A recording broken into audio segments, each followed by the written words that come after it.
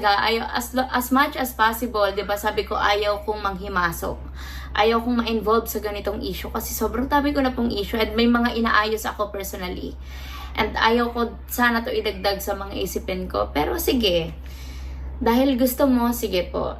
And yung sulsul, dyan muna tayo sa sulsul na sinasabi mo.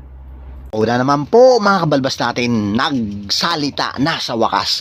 Ito po si Medit, mga kabalbas natin. So, grabe po, mainit-init na talagang sinasabi dito. Nakakapaso po ang kanyang mensahe mga kabalbas dito, no? So, ngayon, yung mga nagsasabi na sulsul daw si Medit ay atin na pong matutunghayan kung ano nga ba ang kanyang sasabihin. Ito na nga po mga balbas, dahil nga po kanina ay sinabi natin na dapat siya ay magsalita at sa wakas talagang kanyang tinupad o kanyang binigyan ng diin at dito halaga dahil nga sa pinakialaman na naman daw ng iba ang kanyang buhay mga balbas natin. Dito nga sa isyong papatulfo ay siya daw umano ang nagsulsul kay Beyonce para magpatulfo, which is na pinabulaanan ito ni Medit mga kabalbas. Kaya eto, hahanapin natin kung saan ba banda siya nagsalita at saan nga ba at bakit nga ba ito nasabi mismo dito ni Red Shane na siya po ay sulsul mga balbas natin. Kaya eto na po mga balbas natin, hindi na natin to patatagalin dahil nga po eto nagsalita na nga po si Medit at dito nga po ang sabi niya ay magrereklamo din daw umano siya kung hindi pa siya titigilan netong ni Red Shane mga balbas natin. Kaya eto na, syempre mag-like muna kayo dyan at mag-subscribe. And then pag halimbawa hindi pa kayo talagang content, i-share na rin ang ating video. Okay, so yun po, mga balbas natin at antay at dito atin na pong tunghayan na kanyang sinasabi. Ito na po mga balbas natin. Paanong susulsulan ko? Eto ang message namin. May 6, 9:34 po ito, PM to PM. Sending you hugs and prayers, be. Hindi pa po ito nangyayari yung pagpapatulfo, yung live nila.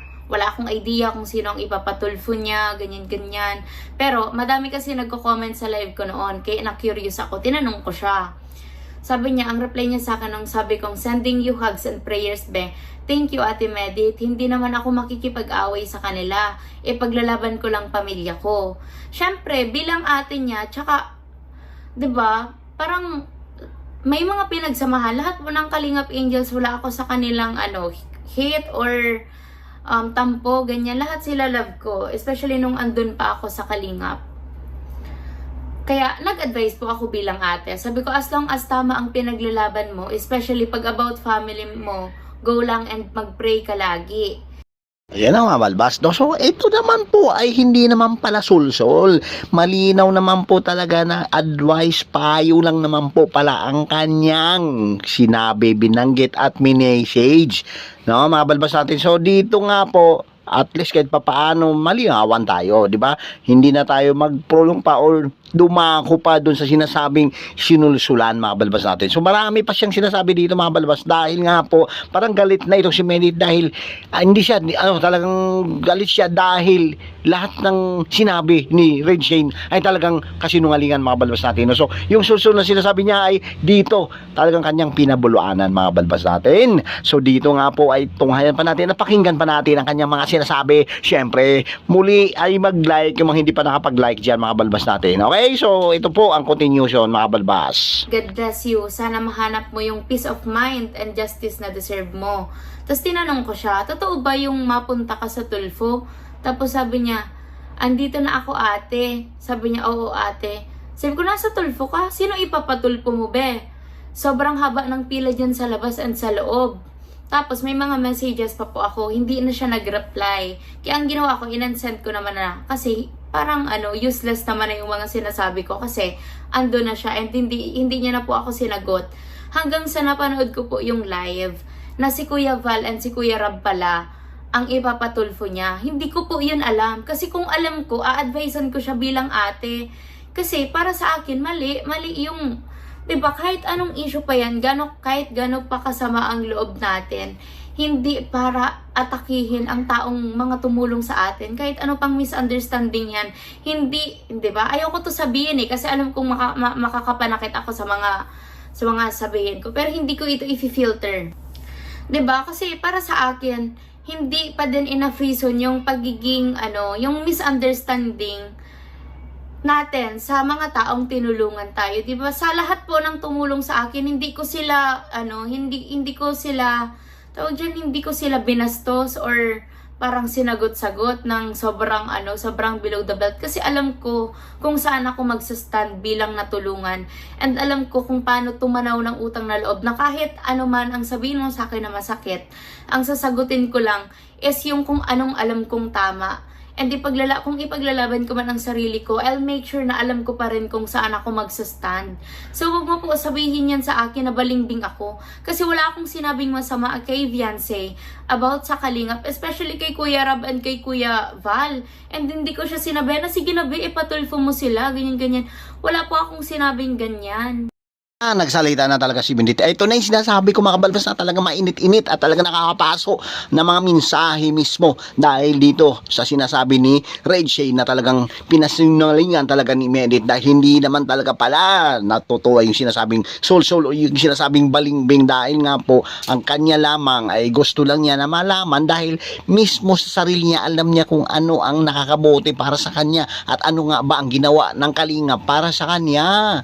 Kaya hindi niya siya sasabihin na ganito na lang at ganyan. Ang payo na bibigay nga sana, kaso hindi nga nabasa ito ni Beyonce dahil nandun na mismo sa Tulfo. Kaya, pero kung ating pansinin yung sinabi ni Medit dito sa text message niya, ay sinasabi niya kung nabasa lang ito ni Beyonce, ay ito ang sinasabi ko na hindi mo dapat ginagawa ito at dapat pinag-iisipan mo na to, no? Nang marami yung pagpapatulfo nila ni Kuya Val or pagpapatulfo mo dito sa sinasabing reaction or dito sa mga sinasabi mong reklamo mo kay Kuya Val at ni Kalingap para makabalbas natin. So ito nga po ang nangyari, ay halos nagkaroon nga po ng talagang bashing.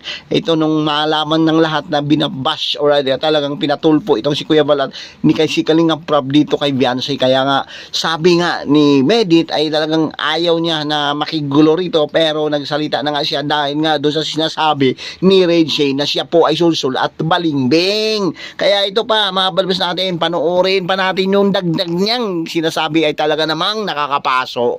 Ito na po. Oo, nag-message ako sa kanya na yung ginawa ko, kasi 'di ba, kung maalala niyo po, nagpatulfo din ako and may pinatulfo din po ako. And ang ginawa ko doon, nag-video muna ako, tapos pinost ko sa social media para mapansin agad ng RTI sa loob, 'di ba? Yun lang po yung shinare ko sa kanya. Pero hindi ako nag-advise sa kanya na ipatulfo niya si Kuya Rab and si Kuya Val. And hindi ko po alam na si Kuya Rab and si Kuya Val yun. Kaya huwag ka po magsalita sa akin ng ganyan, Kuya Radzin. Kasi sobrang mali ang accusations mo. And hindi mo po ba alam ang mga term na ginagamit mo? Sulsul. Saang part doon ang panunulsul? 'Di ba? Na high blood mo ako. Wala po akong ginawa or sinabi sa inyong masama para ganyanin niyo ako, Kuya Radzin. Grabe yung nyo, yung accusations mo sa akin. Ano pa yan? Ano pa yung sabi mo dun sa video mo? Balingbing. Paano naging balingbing yon? Tsaka wala po talaga akong balak magsalita regarding sa issue nyo. Even sa pagkwento nung sa pag-uusap namin ni Kuya Rab and sa mga realizations, mga lessons na nakuha ko sa pag-alis ko sa Kalingap, wala talaga akong balak i-share yun. Shinare ko lang yun kasi parang pinapalabas nyo na sobrang sama ng Kalingap, sobrang sama ni Kuya Val and ni Kuya Rab, 'di ba? Even yung mga dating beneficiaries nagsasalita hindi naman pala kasi dalawa lang naman sila. Nagsasalita ng against kay Kuya Rab and kay Kuya Val na parang ang sama-sama nila, na maraming nakikita or nararamdaman na mali na nangyayari sa loob ng community. 7 months po ako sa Kalingap. 7 months po ako naging beneficiary ni Kuya Rab and wala po akong nakitang mali and masama na ginagawa nila.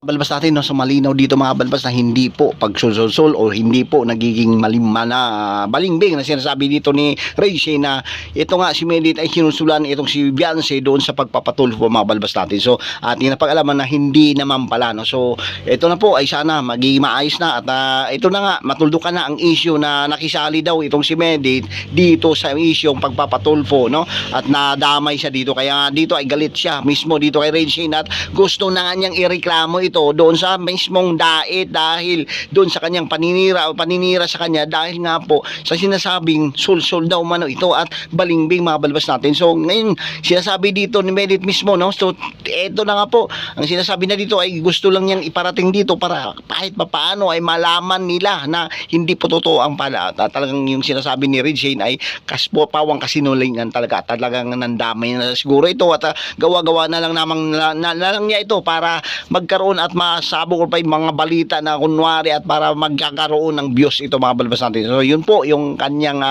sinabi mismo itong si Medit. Napakaganda ng kanyang mensahe para kay Kalabal, Kalinga Prab, at dito nga po ay nabigyan nga siya ng blessings, no? Siya mismo ang nagsabi dito mga balbas na mayroong blessings na dumarating sa kanya at ito nga yung pagiging isang ambassadress dito sa isang jewelry company mga balbas natin. So walang iba ito, siguro ay malamang ito ay ang Velvet Box mga balbas natin. So yun lang naman po ang ating reaction sa ngayon at sana nabigyan na ng maayos na paliwanag dito dahil kay Medit nagsalita na nga siya na hindi po siya nagpayo lang siya dito kay mismo kay Beyonce doon sa pagpapatulpo nito, kaya nga lang hindi na nabasa yung kanyang chat na bilang ate ay pinayuhan nga si Beyonce na mag-isip muna ng mabuti at ilang beses kung ikaw ay pagpapatulpo dahil nga napag-alaman nga niya na si ang kanyang pinapatulpo ay ito nga si Kuya Val at si Kalinga Prab mga balbas natin. So yun lang naman po ang ating reaction sa ngayon at sana mag-like naman tayo, mag-komento para syempre malaman natin kung ano ang yung naging opinion dito mga balbas at